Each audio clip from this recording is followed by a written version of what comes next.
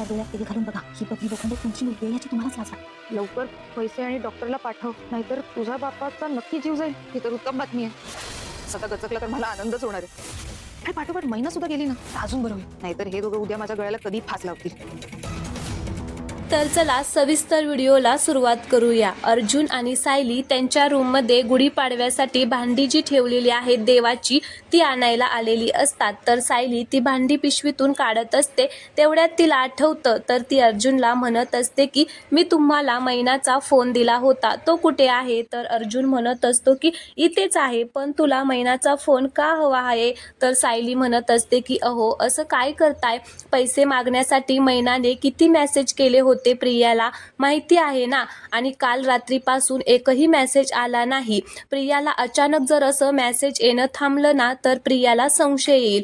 त्यामुळे आपल्याला काहीही करून मैनाच्या फोनवरून प्रियाच्या संपर्कात राहायलाच हवं. अशाने प्रियाची खात्री पटेल की मैना आणि सदा जिथे आहेत तिथेच आहेत. तर अर्जुन म्हणत असतो की 12वी नंतर तू का शिक्षण सोडलं बायको? तुला तर ना खरं तर लॉ करायला हवं होतं. असं म्हणून अर्जुन आता ती पिशवी कपाटात ठेवून मैनाचा मोबाईल काढून सायलीच्या हातामध्ये देतो. मग सायली अर्जुनला म्हणत असते की आता पण वकिलीन बाईच आहे ना, त्यामुळे माझा मेंदू वकिलिनींसारखा चालायलाच हवा. असं म्हणून ती मेसेज टाईप करायला लागते.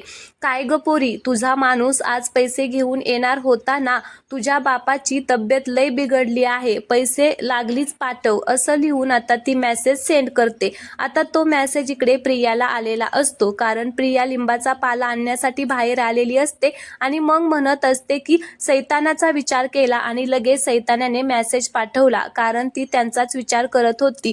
मग प्रिया जो सायलीने मेसेज टाईप केलेला असतो तो आता वाचते आणि म्हणत असते की उगाच मला वाटलं की सदा आणि मैना कुठेतरी गायब झाले असतील, पैसे पाठव म्हणून आला मेसेज शेवटी. पण आता ह्या सदाच्या तब्येतीचं नवीन काय आहे? पण जाऊ दे, मला काय करायचं आहे.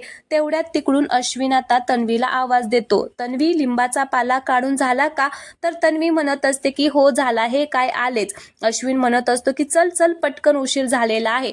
तर प्रिया आता तिथून निघून जाते. मग सायलीला अर्जुन म्हणत असतो की मला ना तुझं खरंच कौतुक करावंसं वाटतं बायको. तुझ्याकडे लॉची डिग्री नसेल पण वकिलाचं डोकं मात्र नक्कीच आहे. या बारीक सारीक गोष्टी तू लक्षात ठेवते, खरंच खूप छान.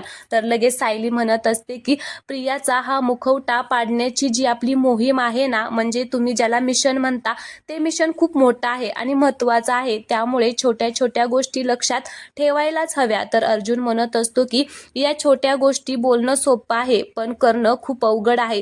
तर सायली म्हणते की बर पुरे, आता माझं कौतुक पास झालं. तुम्ही आता सदा आणि मैनाला जाऊन भेटा. मी मैनाला जे काही सांगितलेलं आहे ते आज व्हायलाच हवं. एकदा मैना आणि सदा आपल्याला मदत करणार आहे हे आपल्याला कळलं ना की आपलं खूप मोठं काम सोपं होऊन जाईल.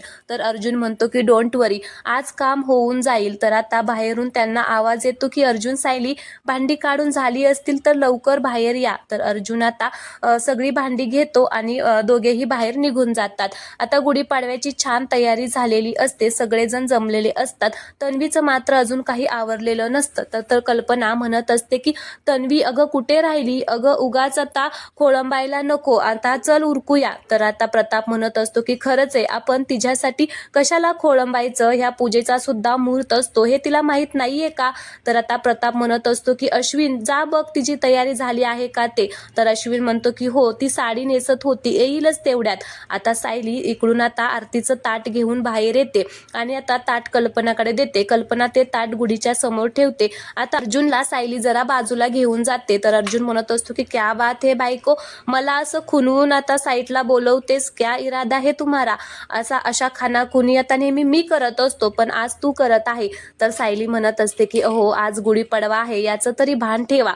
तर अर्जुन म्हणत असतो की बर बाई बोल, काय काम आहे? तर सायली म्हणत असते की काम झालेलं आहे. अर्जुन म्हणतो की काय, कसलं काम? तर सायली म्हणते की प्रियाच्या डाव्या खांद्यावरती भाजलेला व्रण आहे आणि तो मी बघितलेला दिलेला आहे. अर्जुन म्हणतो की व्हॉट, म्हणजे शांता मावशी आणि वंदना जाधव जे म्हणत होती ते खरं आहे, ही प्रियाच खरी बबली आहे, याचा किती मोठा पुरावा आहे आपल्याकडे. तर सायली म्हणते की हळू बोला, आत्ताच कोणाला ऐकायला जायला नको. तर अर्जुन म्हणतो की आज आपण जिंकलेलो आहे, पण आता आपल्याला इतक्यात सगळं काही सांगता येणार नाहीये, अजून आपल्याला मोठा पुरावा आहे ते हवा आहे. तेवढ्यातच आता प्रिया साडी नेसून बाहेर येते आणि म्हणत असते की आई हे बघ, तू दिलेली साडी नेसली कशी दिसते. तर कल्पना म्हणत असते की खूप छान दिसते. तर प्रिया अश्विनला सुद्धा दाखवते आणि म्हणते की अश्विन बघितलंस का, आईने मला गुढीपाडव्यासाठी साडी दिलेली आहे. तर अश्विन म्हणतो की खूप छान दिसतीये, हा रंग सुद्धा तुला खूप खुलून दिसतोय. तर अश्विन म्हणतो की पण हा असला ब्लाऊज का घातलाय तू. तर आता प्रिया म्हणते की आईने मला परवानगी दिलेली आहे. मग सायली म्हणत असते की अगं प्रिया, पदर कसा लावलेला आहे तू नीट लावायला हवा, कारण आता तिला जी ती भाजलेली खून असते ती अर्जुनला दाखवायची असते. तर मुद्दाम आता सायली तिच्या जवळ जाते आणि पदर नीट करण्याचं नाटक करते आणि अर्जुनला जी ती भाजलेली खून असते ती दाखवते. आता ती खून पाहून अर्जुनला सुद्धा आता खूप मोठा धक्का बसलेला आहे. तर प्रेक्षकांनो, आता पुढील भाग तर आपण पाहिलेलाच आहे की आता कसं रेकॉर्डिंग करून सायलीने सगळं सत्य आता मैनावती आणि सदा समोर आणलेलं आहे. आता मैनावती आणि सदा सुद्धा सायली अर्जुनला मदत करतील आणि प्रियाच त्यांची बबली आहे हे सगळ्यांसमोर सांगतील. तर हे पाहण्यासाठी तुम्ही चॅनलला नक्की सबस्क्राईब करा. येथेच थांबूया. धन्यवाद.